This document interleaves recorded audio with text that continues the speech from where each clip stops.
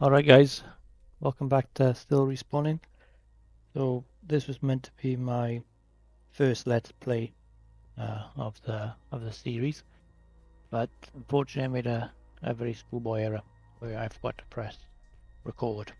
So there's no sound on the gameplay and there's no voiceover whatsoever. But as I said in my introduction, this is going to be a journey where the good and the bad will be documented. So next time I will remember to press record. So I thought I would start off the Let's Play series with Resident Evil Village on hardcore mode. I've been playing the Resident Evil games recently back through. Again, they was part of my youth as growing up. I realized I've never played Village on hardcore. So I thought, what better way to start than give it a go. I've pretty much got all of the Resident Evil games on the computer, so if there's more of what you want to see, I'll finish off the village. Maybe I'll do the extras like Shadow of Rose and Mercenaries.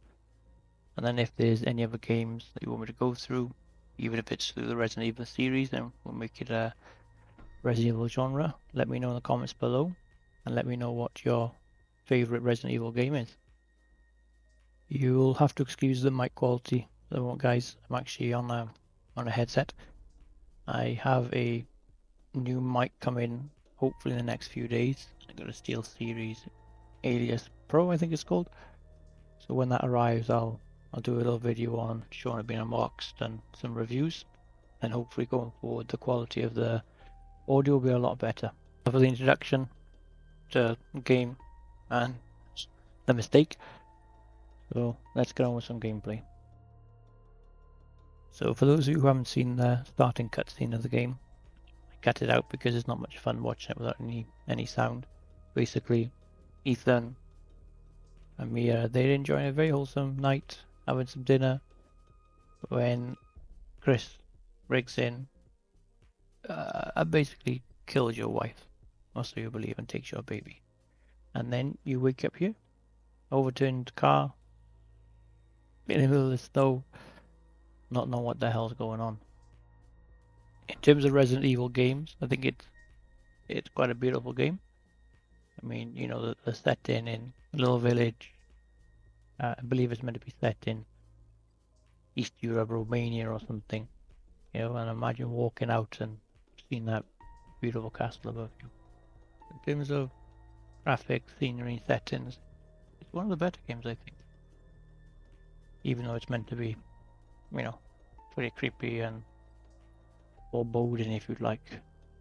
I remember when I first playing this, this is the calm before the storm, nothing happening, you have no weapons, you know, just hearing noises, things running around you.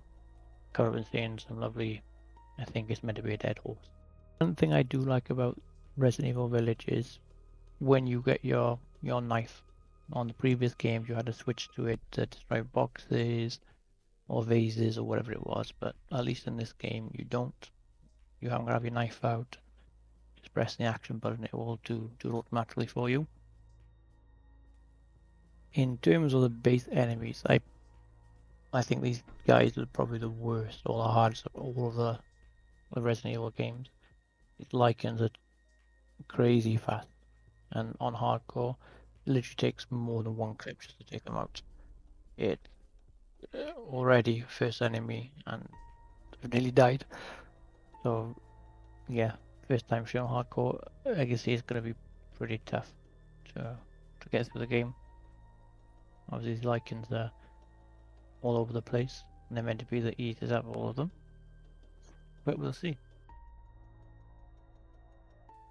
Imagine how tough Ethan must be to be running around with fingers missing on his hand. No bandage, nothing. They're just there fighting some big old doggies. Crazy old guy. Oh, nope, not going that way. The guy's just watching you. It's really ominous at the moment. You're there, you got guys on the roof watching.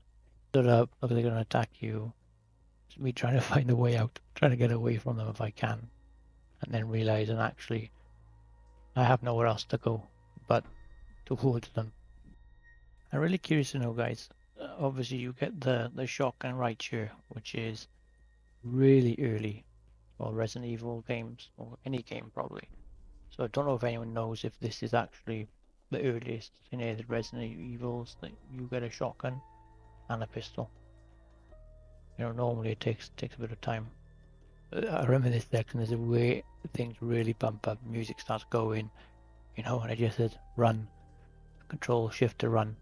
This is now where, you know, the horde, if you like, really starts coming at you, and it's more of a run and gun session because they are never ending, guys, never ending. Normally, I like to hide out in this shack for a while.